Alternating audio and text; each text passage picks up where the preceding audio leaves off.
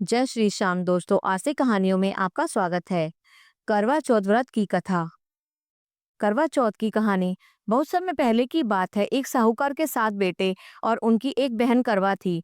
सभी 7 भाई अपनी बहन से बहुत प्यार करते थे, यहाँ तक कि वे पहले उसे खाना खिलाते और बाद में स्वयं खाते थे। एक बार उनकी बहन ससुराल में मायके आई हुई थी। शाम को भाई जब अपना व्यापार व्यवसाय बंद कर घर पर आए तो देखा उनकी बहन बहुत व्याकुल थी।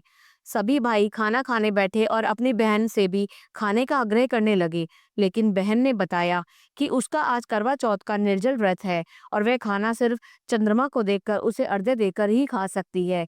क्योंकि चंद्रमा अभी तक नहीं निकला है, इसलिए वह भूख प्यास से व्याकुल हो उठी। सबसे छोटे भाई को अपनी बहन की हालत देखी नहीं जाती और वह दूर पीपल के पेड़ पर एक दीपक जलाकर चलनी की ओट में रख देता है। दूर से देखने पर वह ऐसा प्रतीत होता है कि जैसे चतुर्थी का चांद उदित हो रहा हो। इसके बाद भाई अपनी बहन को बताता है कि चांद निकल आया है, तुम उसे अर्घ्य देने के बाद भोजन कर सकती हो। बहन खुशी के मारे सीढ़ियों पर चढ़कर चांद को देखती है और उसे अर्घ्य देकर खाना खाने बैठ जाती है। वे पहला टुकड़ा मुंह में डालती है तो उसे छींक आ जाती है, दूसरा टुकड़ा डालती है तो उससे बाल निकल आता है और जैसे ही तीसरा टुकड़ा मुंह में डालती है तो उसके पति की मृत्यु का समाचार उसे मिलता है। वह बौखला जाती है। उसकी भाभी उसे सच्चाई से अवगत कराती है कि उसके साथ ऐसा क्यों हुआ। करवा चौथ का व्रत गलत तरीके से टूटने के कारण देवता उससे नाराज हो गए और उन्होंने ऐसा किया है। सच्चाई जानने के बाद करवा निश्चय करती है कि वह अपने पति का अंतिम संस्कार नहीं होने देगी और अपने सतीत्व से उन्हें पुनर्जीवन दिलाकर रहेगी। वह पूरे 1 साल तक अपने पति के शव के पास बैठी रहती है, उसकी देखभाल करती है और उसके ऊपर उगने वाली सुई नुमा घास को वह एकत्रित करती जाती है। 1 साल बाद फिर करवा चौथ का दिन आता है। उसकी सभी भाभियाँ करवा चौथ का व्रत रखती हैं।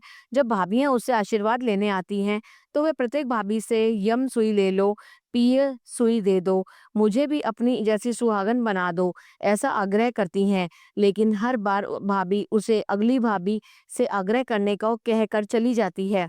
इस प्रकार जब छठे नंबर की भाभी आती है तो वह करवा उससे भी यही बात दोहराती है। यह भाभी उसे बताती है कि चूंकि सबसे छोटे भाई की वजह से उसका व्रत टूटा था, अतः उसकी पत्नी में ही शक्ति है कि वह तुम्हारे पति को दोबारा जीवित कर सकती है। इसलिए जब वह आए तो तुम उसे पकड़ लेना और जब वह तुम्हारे पति को जिंदा न कर दे उसे नहीं छोड़ना। ऐसा कहकर वह चली जाती है। सबसे अंत में छोटी भाभी आती है और करवा उनसे भी सुहागन बनने का आग्रह करती है, लेकिन वह टाल मटोलती रहती है, ए करने लग जाती है। इसे देखकर करवा उन्हें ज़ोर-ज़ोर से पकड़ लेती है और अपने सुहाग को जिंदा करने के लिए कहती है। भाभी उसे छुड़ाने के लिए नोचती है, खसोटती है, लेकिन करवा नहीं छोड़ती है। अंत में उसकी तपस्या को देख भाभी पसीज जाती है और अपनी छोटी अंगुली को चीरकर उसमें से अमृत उसके पति के मुंह में डाल देती है। करवा का पति तुरंत श्री गणेश कहता हुआ उठ बैठता है। इसी प्रकार प्रभु कृपा से उसकी छोटी भाभी के माध्यम से करवा को अपना सुहाग वापस मिल जाता है। हे श्री गणेश, माँ गौरी, जिस प्रकार करवा को चिर सुहागन का वरदान मिला, वैसे ही सब सुहागनों को मिले। जय करवा चौथ माता की जय। बोलो गणपति महाराज की जय।